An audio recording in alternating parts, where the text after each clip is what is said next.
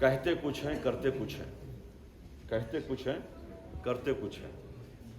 اور یہ جو مذہب کا سہارا ہے نا، یہ بہت سو نے لیا مذہب کے سہارے سے، بلکہ آج ایک مذہب کو ایک ٹول کے طور پہ استعمال کر رہے ہیں بہت سے ہیں۔ مذہب has become a very good tool ہر چیز کے لیے، اور یہ تاریخ سے آیا ہوا آج کی بات نہیں ہے۔ اور یہ ٹول جو ہے نا، اس طرح سے اتنا بہترین ٹول ہے کہ بڑے آسانی سے لوگوں کو اپنی طرف جذب کیا جا سکتا ہے مذہب کے ذریعے۔ ایک مذہب ایک خطرناک ٹول ہے۔ میں ایک مثال دیتا ہوں، دیکھیے ایک بڑا تاجر تھا، تاجر کے بارے میں بتایا جاتا ہے کہ تاجر نے نیل پالش جو ہوتی ہے نا، نیل پالش امپورٹ کی، نیل پالش امپورٹ کی، اور نیل پالش آئی اور اسے پتا چلا کہ وہ ڈپلیکیٹ تھی، وہ بس لگتی تھی اور فوراً اتر جاتی تھی، پانی ہلکا سا پانی میں پڑا تو اتر جاتی تھی۔ اور کون سی خاتون ایسی نیل پالش خریدے گی؟ کوئی نہیں خریدے گی نا۔ تو ہوا کیا کہ بیچارہ جو تاجر تھا، وہ تاجر بیٹھا رونے لگا اپنے آپ کو۔ اور جب انسان مصیبت میں آ جاتا ہے تو تب خدا بھی بہت یاد آتا ہے۔ جب انسان کسی مصیبت میں مبتلا ہوتا ہے تو خدا بہت زیادہ بھی یاد آنے لگتا ہے، اور جب سب کچھ اچھا چل رہا ہوتا ہے اپنے آپ میں اکڑنے لگتا ہے، سمجھتا ہے کہ میں نے کما لیا، میں نے فلاں چیز اچیو کر لیا، میں نے یہ میں بہت زیادہ ہو جاتا ہے جب تھوڑی بہت کامیابی آنے لگتی ہے۔ تو یہ تاجر کا حال بھی یہی ہوا، تو وہ مسجد چلا گیا، رونے پیٹنے لگا۔ جو امام صاحب تھے تو انہوں نے پوچھا کہ بھائی کیا بات ہے، بتاؤ تو صحیح کہ تمہاری پرابلم کیا ہے، کیوں اتنا جو ہے نا تم پریشان لگ رہے ہو؟ تو تاجر نے کہا کہ امام صاحب یہ تمہارے بس کی بات نہیں ہے، یہ آپ جو ہے کچھ نہیں اس کا حل ڈھونڈ سکتے، کچھ نہیں حل بتا سکتے، ایک حل لطف آئے گا آپ۔ تو پھر بھی امام صاحب اصرار کرتے ہیں کہ بھائی بتاؤ تو صحیح، بتاؤ تو صحیح، شاید میں کچھ تمہارے لیے راہ حل پیش کر دوں۔ کہا کہ نہیں، یہ تمہارے بس کی بات ہے ہی نہیں، تمہارا کام ہے مسجد میں نماز پڑھنا، تمہارا کام ہے مسجد میں بیٹھے رہنا، تمہارا کام ہے اللہ اللہ کہتے رہنا، یہ بڑے بڑے بزنس کی بات ہے، امپورٹ ایکسپورٹ کی بات ہے، یہ تمہاری سمجھ میں کہاں آئے گا۔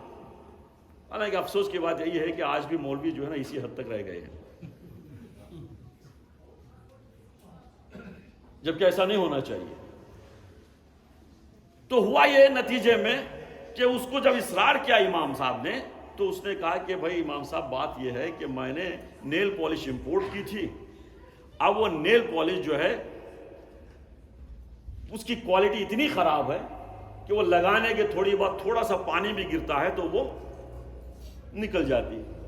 اب کیا کروں، میرا سارا سرمایہ ڈوب رہا ہے، جو کچھ بھی میرے پاس تھا میں نے لگا دیا تھا اس میں، اب میں ڈوب رہا ہے میرا، میں کیا کروں؟ اسی لیے میں پریشان ہوں، جو اتنے سالوں کی جو دولت تھی، اتنے سالوں سے جو میں نے اکٹھا کیا تھا، سب کچھ اس میں ڈال دیا تھا، اب وہ جا رہا ہے۔ تو امام صاحب نے مسکرا کے کہا میرے پاس ہے اس کا راہ ہے، تم کیوں گھبراتے ہو؟ مجھے کیا دیتے ہو بتاؤ، میری پارٹنرشپ کیا، میرا کمیشن کیا؟ تو یہ کہتا ہے کہ امام صاحب وارے واہ، آپ کے پاس بھی اس کا ہے حل؟ ہاں میرے پاس ہے حل۔ کہتے ہیں کیا نفع دیتے ہو؟ اس نے کہا کہ بھائی جو ڈوب رہا تھا بیچارہ، جو اصل مال کے پیچھے لگا ہوا تھا، اپنا کیپٹل لاس ہو رہا تھا، اس نے کہا کہ قبلہ آپ پورا منافع لے لیجئے، مجھے اصل کا بھی 10% کم کر کے دے دیجئے، منافع بھی آپ کو، اصل کا بھی 10% کم کر کے مجھے دے دیجئے۔ اچھا، دوسرے دن مولانا صاحب نے، سنیے گا، دوسرے دن مولانا صاحب نے، جو امام صاحب تھے، انہوں نے اشتہار بنایا، سب سے بڑا اشتہار، اسلامی حلال نیل پالش، اسلامی حلال نیل پالش۔ وہ کیسے؟ اس طرح سے کہ بھائی دیکھیں، نیل پالش کے ساتھ وضو باطل ہو جاتا ہے، اس لیے کہ آپ کا پانی، وضو کا پانی ناخن تک نہیں پہنچتا، اندر تمہاری کھال تک نہیں پہنچ پاتا۔ جو عام پالشز ہیں، جو نیل پالشز ہیں، وہ آپ کا وضو باطل کر دیتی ہیں، لیکن یہ اسلامی پالش ہے، پانی ڈالنے سے پہلے وہ دھل جائے گی اور آپ کا وضو بھی صحیح، آپ کی پالش بھی چلی۔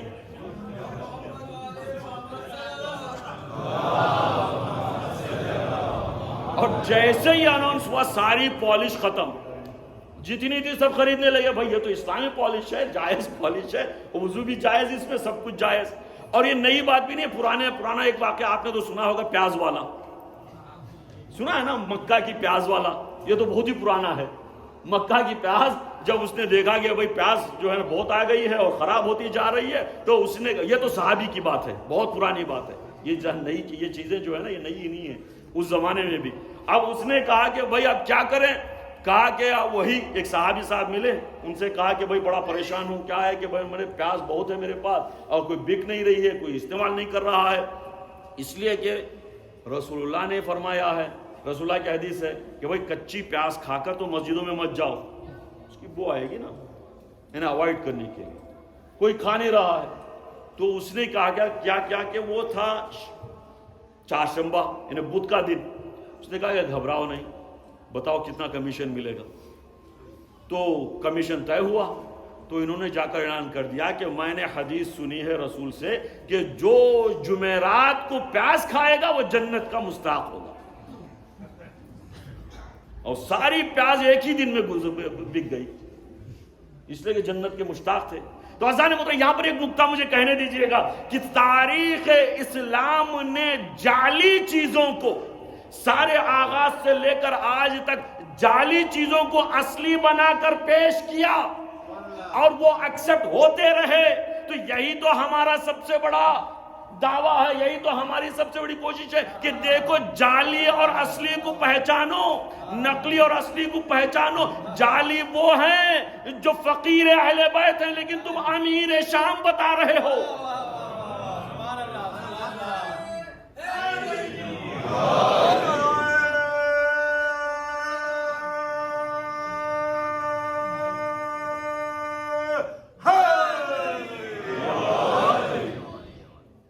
جعلی، تم نے پہلے سے جعلی کو، نقلی کو اصلی بنا کر پیش کیا، اور اس کا نتیجہ آج تک مسلمان بھگت رہے ہیں، آج تک مسلمان اسی کے پیچھے لگے ہوئے ہیں۔ لہٰذا عزیزان محترم سنیے گا، آپ زحمت تمام کر رہا ہوں، یہ ایک ہر ایک کے ذہن میں آج بھی ڈالا جا رہا ہے۔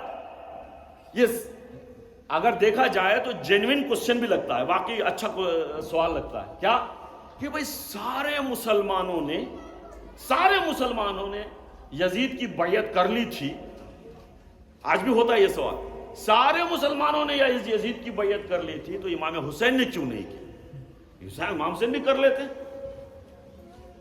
بھئی سارے مسلمانوں نے بیعت کر لی تھی تو امام حسین بھی کر لیتے، امام حسین نے کیوں نہیں بیعت کی؟ اور یہی سوال مولانا ابوالعلا مودودی سے کیا گیا۔ جانتے ہیں نا ابوالعلا مودودی کو، بڑے اچھے قابل، دیکھیں ہم وہ ہیں، چاہے کوئی بھی کیوں نہ ہو، جو کام اچھا کرتا ہے اس کا اچھا ہی کہتے ہیں۔ ہم ایسے نہیں ہیں، جو اچھا کام کرتے ہیں وہ اچھا کہتے ہیں۔ جو بہت ساری چیزیں، بہت سی خوبیاں ان میں تھیں، بہت سی چیزیں اچھائیاں بھی بہت سی تھیں۔ وہ جماعت اسلامی کے بانی ہیں، جب ہندوستان میں تھے تب بھی وہاں پر بھی انہوں نے جماعت اسلامی بنائی تھی، جب پاکستان آ گئے تھے تب بھی وہ جماعت اسلامی کی بنیاد ڈالی انہوں نے، اور جماعت اسلامی کے رہبروں میں سے رہے، ٹھیک ہے۔ لیکن یہ جملہ ان کے لیے جو ہے نا اچھا انہوں نے جواب دیا، بہت اچھا جواب دیا۔ ان سے کہا گیا کہ بھائی جب سارے مسلمانوں نے، سب نے، سارے قبیلے کے سرداروں نے، بھائی آج بھی عرب میں قبیلے کی سرداری، قبیلہ پرستی ہے، آج بھی آپ عرب میں گئے ہوں گے، سب نے جو نا عرب میں کام کیا ہوگا یا کچھ بھی گیا ہوگا، وہاں پہ جو ہے نا قبیلے کے نام سے پہچانا جاتا، قبیلہ بہت امپورٹنٹ ہوتا ہے ان کے لیے۔ تو قبیلہ پرستی تھی، ہر ایک کے جو ہے نا قبیلے سے جو نا پہچانا جاتا تھا۔ تو یہاں پر سوال کرتے ہیں کہ سارے قبیلے کا سردار جو طے کر دیتا، سارے جو ہے نا قبیلے والے اسے مان لیتے تھے۔ جا کر سارے قبیلے کے سرداروں نے یزید کی بیعت کر لی تھی تو امام حسین بھی کر لیتے، اکیلے امام حسین کیوں رہ گئے؟ تو دیکھیں ان کا جواب بہت اچھا ہے، مجھے بہت پسند ہے۔ کہتے ہیں کہ بھائی تمہارا سوال ہی غلط ہے، پہلے سوال ٹھیک کر کے آؤ پھر میں جواب دوں گا۔ کہتے ہیں کہ سوال در حقیقت یہ ہونا چاہیے، سنیے محب آپ سب امام حسین کی محبت میں یہاں پر آئے، کہتے ہیں کہ سوال در حقیقت یہ ہونا چاہیے کہ جب نواسے رسول نے بیعت نہیں کی تو دیگر مسلمانوں نے کیسے بیعت کر لی؟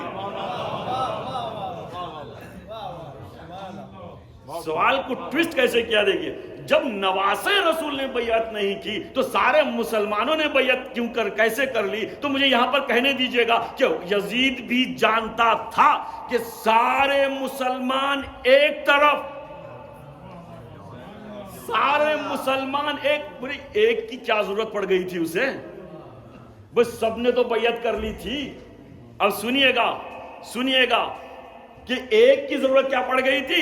تو شاید وہ یہی کہے گا تم نہیں جانتے یہ سارے مسلمان ایک طرف، حسین کی بیعت ایک طرف، اگر حسین بیعت نہ کریں تو ان کی بیعت بیکار، میرے کے لیے فائدہ مند نہیں ہوگی۔ تو اذان محترم لہٰذا اس نے ساری توجہ امام حسین پر لگا دی۔ تو آج بھی اذان محترم ساری اس دور کا سب سے بڑا ملک کے سب نے بیعت کر لی، سب نے مان لیا، سب نے اسے تسلیم کر لیا کہ ہاں بھائی تم بہت بڑے ملک ہو، تم ہماری مدد کرو۔ سارے مسلمان ملکوں نے اس کی مدد کر لی، لیکن اب پتا چلا ایک حسینی ملک ہے جو اس کی بیعت نہیں کر رہا ہے، تو ساری توجہ اس کی طرف کر دی۔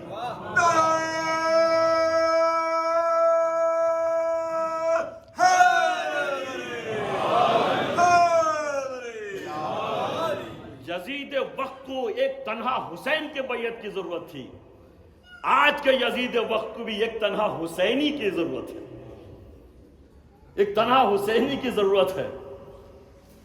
سمجھ میں آ رہی ہے بات کہ یہ کتنا اہم حسینی مکتب ہے کہ یہ کسی کے سامنے جھکنے کے لیے نہیں آیا، اس لیے کہ ہم نے پہلے ہی سورہ حمد میں کیا پڑھا ہے؟ ایاک نعبد، یہ کہنے کے لیے نہیں ہے، یہ کہنا تو بہت آسان ہے۔ دیکھیں حتیٰ کہ امام زمانہ کی جو نماز ہے نا، امام زمانہ کی نماز ہے، آپ خاص طور پہ اگر جمکران جائیں گے تو جمکران میں جو حضرات گئے ہیں وہ بہتر جانتے ہیں کہ جمکران میں امام زمانہ کی، یہاں پر بھی پڑھ سکتے ہیں، ضروری نہیں کہ وہیں پر ہو، امام زمانہ کی ایک نماز ہے، اس نماز میں سورہ حمد میں جا کر سورہ حمد کے جیسے آپ ایاک نعبد و ایاک نستعین پہ پہنچتے ہیں تو وہاں پر 100 بار اسی آیت کو تکرار کرتے ہیں، ایاک نعبد و ایاک نستعین، ایاک نعبد۔ میں پوچھتا ہوں کہ امام زمانہ کی نماز میں یہ بار بار ایاک نعبد و ایاک نستعین کیوں ہے؟ تو یہ بتانا چاہ رہے ہیں کہ دیکھو